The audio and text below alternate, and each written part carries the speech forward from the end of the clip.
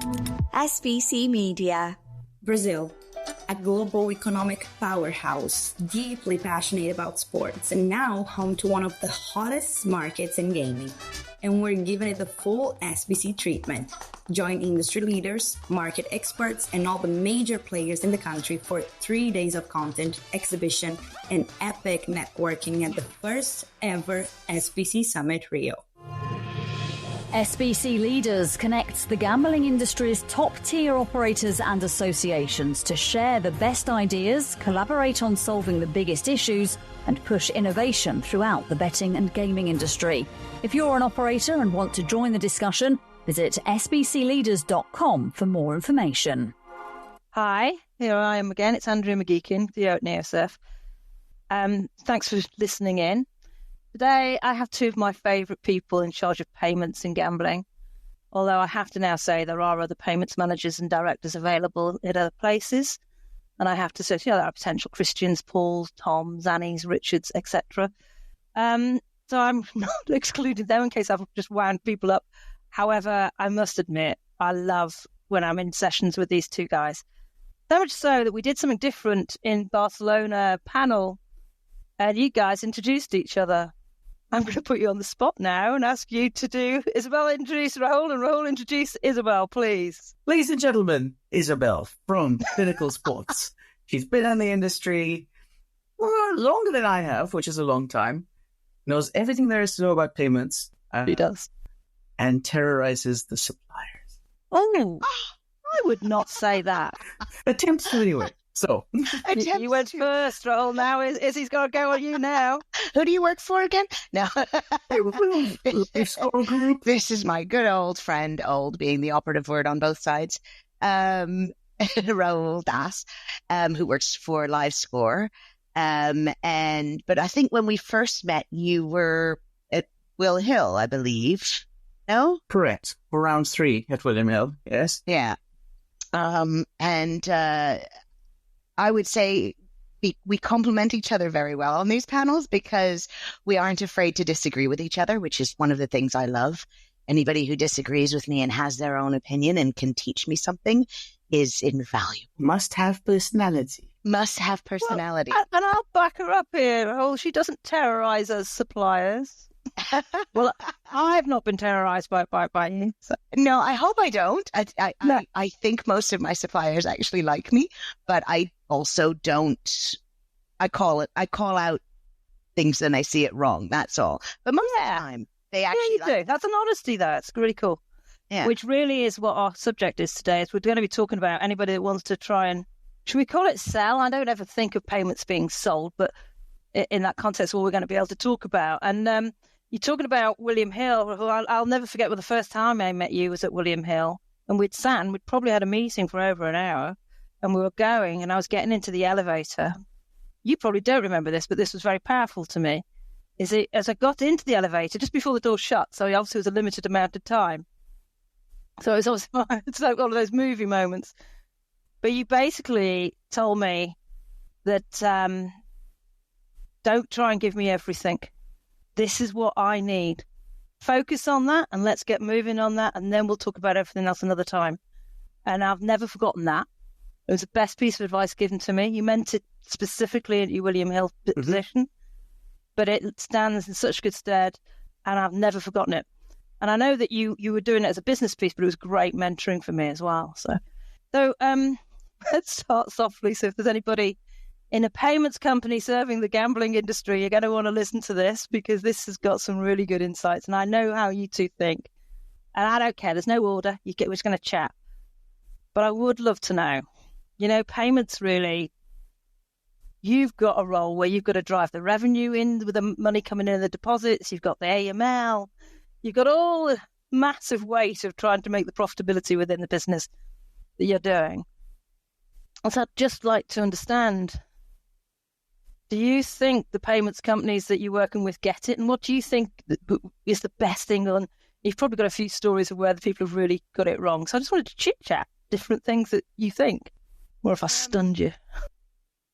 I'm going to go a little bit on actually what you said that Rahul said, because I want to say that. Kind of moving you a little away from your question, sorry. Let's not put too much of a halo on him, though. Because, well, no, but it's also a really valid point, because you will find that people are like, right. The one thing I really can say, you get the salesmen come to you at events and they go, what do you need? And I always go, well, what do you sell? And then I'll let you know if they align. Because unfortunately, you have a lot of salesmen who then come up and you go, oh, well, I need this market. And they go, oh, yeah, we can get you that market. And I go, okay, well, tell me about your product in that market. And then they start telling me about the other market that they actually have, or the other product that they actually have. And it's like, or the stuff they resell. Yes, or the stuff that they resell that I may already have. So I think that going with what Rahul sort of said to you, it's, if it doesn't align, that's okay. We can always come back to it at a later date. But at this point in time, I have a company and a business that's saying, hey, this is our pain point. And if you are not going to be able to solve that for me, let's not waste each other's time. But yeah, absolutely. I do want to know what you've got, because it may fit somewhere else, but then tell me what you actually have so that we can then see whether or not it fits. If it doesn't fit my major pain point, don't worry. It'll probably align at some point in time. Unless you've upset me, in which case you don't come back. And you've upset me by lying to me. I'm wasting my time. But if you tell me this is what we do, I'll tell you, right, this works or this doesn't work. If it doesn't work, I'll say, look, I'll know more depending on the market and the situation. I'll know more in 3 months, or I'll know more in 6 months. Let's set a time now and we will pick up then. And I will give you that option to come back. Speak to me again. Repitch, because I'll explain, hey, last 6 months is what's changed in the business. We're looking at these new territories, or something new has developed and there's a new requirement, in which case you fit. You upset me, you're tossed out of the list. How do they upset you? Waste my time. Interestingly, I have, if I get told something in the original sales pitch, and it's like a real thing, it's not, not just sales banter, and it turns out to be that they were, and I, not representing honestly, I will put a note in my Outlook next to that company's name with brackets that says they lied to me. You're talking millions of dollars. Yeah. Talking thousands of transactions. This is our customers' money. This is the company's money and the company has entrusted us to be looking after it. I need partners who I can trust, and that is from the onset. So if you've got a sales team that are lying, I am immediately like, I don't have the bandwidth to fight to get my trust in you. I'd rather go with another company who I know will be honest with me from the get-go, even if it's something they think I don't want to hear. That's a lot more important. That trust needs to be built and can be broken at that initial conversation. Look, we're operating within two very closed environments or ecosystems. The payments ecosystem has the same people moving around, and the same with the betting side of things. It's one of those where both sides, you have a long memory, and your reputation is worth more than, say, the job you've got right now. So on this one, it's the integrity is key. Having open and honest conversations is the only way to go, for the simple reason our company's product is money in betting. Yep. The surest way to burn a customer, the end user, is if the money doesn't show up or the money goes missing for any period of time. So if it's a payments company that cannot deliver on their promises, or if something goes down, isn't transparent and quick back to us with, hey, this is what's gone wrong, it just doesn't work. I think that's important, because you just said isn't transparent and quick. Things go wrong. Rahul and I have been doing this long enough, and you too, where we know things go wrong, all right. Things go wrong. That happens. Transfers get misplaced by the bank. You've got way too many things happening and way too many, moving parts.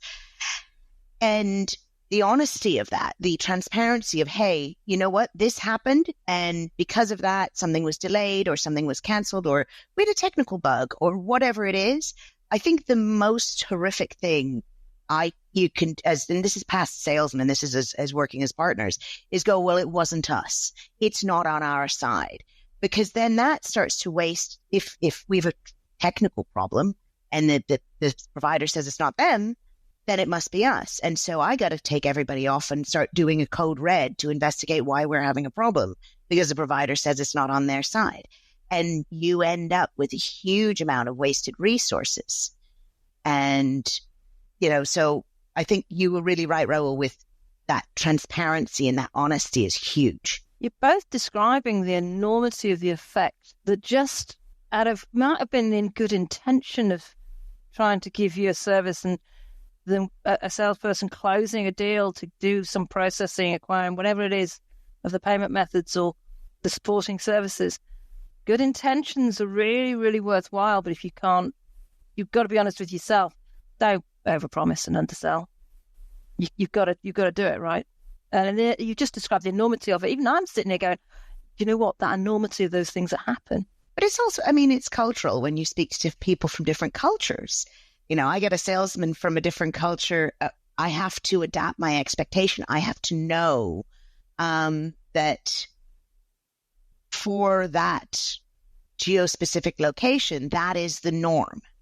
And then I'm able to sort of adapt how I respond to the oversell and all of that, because you do, from our perspective as payments managers and directors, there is that factor that if you are dealing with a global market and you are dealing with global providers, you also have to understand the nuances of the way they think and talk. And in your intro, you mentioned a Richard, and I always remember Richard Connolly. I think it was a panel that you actually... Was I mentioning him? Of course I was. Yeah. And, he was sort of going into sort of that understanding of that cultural difference and how important that is from our side as well. So even though I may have somebody over-promising or being over-aggressive, I do try and keep into mind, okay, this person is from that culture or that product, and that's how that is culturally. How do you tease that apart? Because I end up running almost like a round robin. If I'm going into a new market, I will try and find out who the key companies are, build on one, take what I've learned in the beginning, and then I'll sort of peel away the layers of the onion and go to the next and go back. And if they haven't upset me at the beginning, I'll go back with having learned more, try and figure it out, because that's the only way you're going to be able to sort of figure out what is the truth. I don't know how to find out the truth. I keep an awareness of it. I'm not saying, obviously you're telling us something that is truth. You're trying to uncover what is the truth. That depresses me that people are not telling you the truth. But they're not. Is it because they're trying to sell, or is it they're just saying, it's going to go live next month? Or think of it this way. It's like a realtor, right? You've got so much more on the line than they do. That's true. With a realtor, they're going to get 1%, 2%, 3% of the value of the property they sell. After a certain point, an extra $50,000 is not going to make a difference to them if they can get the deal done with 3 weeks less effort. In a similar sort of way, we have to look at it with, there's a great mismatch in terms of, say, the level of responsibility and ownership. Because equally we understand this from a payments perspective, you have someone selling to you, and then that account gets handed over to the guys to deal with us every day. I remember I think both Rahul and I remember the days where you sort of from the onset, you spoke to the person who was then going to be accountable for your account and that relationship. Now you have AMs and RMs and salesmen and integration people and managers, and everything has grown to sort of from the minute we start the conversation to the minute we are actually live, we've spoken to 16 different people. And then at that point in time, we then have to hand it over to a transaction management team or whatever. And it does become where you're having to sort of keep track of what you were told at the beginning, because what you're told at the beginning does not look too much like what you got at the end. And you've got to, as our responsibility is to make sure that what we get at the end is actually what we thought we were getting. And Rahul's and my job is to decipher that code. And that's where I think, and I'm going to be a little bit arrogant here, that's where the experience comes in. I've watched people come in and go to shows and conferences and be talking to salesmen who are good. And I tell people at ICE, you are surrounded by 30,000 of the most qualified salesmen. They are excellent salesmen. And people go, don't you like them? I go, I love them. They're some of my favorite people, some of my best friends. Yeah. But what's the team back at base? What is the team back at base? Yeah. And that's really where you do have to sort of go filtering through what they're saying. And that's where the relationship becomes really important, because those same guys, as Rahul touched on, who do sometimes move from company to company, you become very bonded with them, and they then know not to lie to you, not to mislead you. They then know, hey, this is where Isabelle likes to go. This is how she likes to work. And so working with these seasoned guys is also, and girls, is also really, really important. But back to that sort of going through, when we're speaking to salesmen who do not know the product very well, or who are not eventually accountable for delivery, it becomes really, really hard to ensure that and that's where Rahul and I have to be able to know how to manage that, to get to that tail end, so that from the onset, nobody's wasting each other's time. Yeah. And that's a responsibility of the company. I mean, I've got salespeople. You know most of our salespeople, you guys. Yes. There's lots of people in the team. But there is a point, and I'll tell you what, it's hard work, actually, with double regulation, payments regulation, gambling regulation. And we're a company that think every payment company should understand the gambling regulation within the territory they're serving. I think that's just me getting on my little ivory tower. But it's true, you've got to make sure that people understand the product. You can't expect someone to come in and have a meeting with you guys if they don't actually understand what it is that's going to happen after they've done the deal. You've got to be able to do it. And it's quite complex. You need to close the deal as a salesperson. You also have to calibrate your own legal team, because part of closing the deal is also concluding the commercials. And, we're now getting into a rather tricky side of things, which is we have to negotiate the contracts. We have to explain to the lawyers, look, this is what we must push for. This is where we can concede. And trying to educate the lawyers at the PSB side of things, like, look, this is coming down from gambling regs.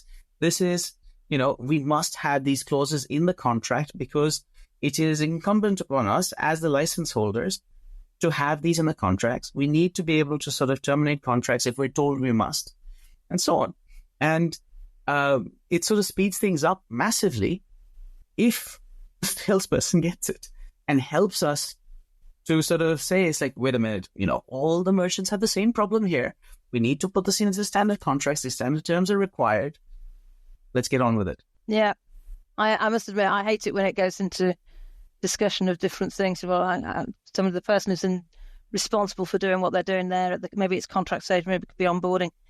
We have a thing called handover, and if it doesn't go right, it gets handed back to the salesperson who has to then make sure it's right. And do you know what? It's nice teamwork. The bigger the company, though, we're quite a small company with inputs people. It can get worse. But it is about understanding your rules and your regs. If you want to be in it's big business and it's big value. You want to be in it. By the way, deal with what you've got to deal with. I totally agree with it. Totally agree with it. I get a bit tired of. I've had these discussions with some of the big names in payments, and they go, "Well, that's not. Well, we've got our own regulator. We're not regulated by the gambling commissions." I think you are. Well, as well as I do, one of my pet peeves is the amount of times I've had people come to me and try and sell me a product in a market that I'm not in. A little bit of research, maybe. I get at least one email a week, and I'm being really, really generous, for somebody trying to sell me payment products for a market where we do not have a license and we have zero presence. And it is, originally it was frustrating. Now it's just comical, because you're just like, okay, but you're not wasting my time anymore. I have a template response, but you are wasting your own time now, and they'll come back. I'll send them an email that says, hey, thank you very much, but I've gone on your website or whatever, and I've seen you only cater to this market. We don't currently have a license in that market. Have a nice day kind of thing. And then I'll get back the email going, oh, well, we're sure we can accommodate you. And it's like, well, do you accept our licenses? No. Well, then go talk to somebody who you can do business with. Do you know what? It is about I think personally it's respect as well. It's about respect about different things as well. But I can understand that there's pressure to go and sell and they'll try and do different stuff, but it doesn't take away from trying to know what you're doing. I think that if anybody's going to be listening to this now, they'll have learned so much.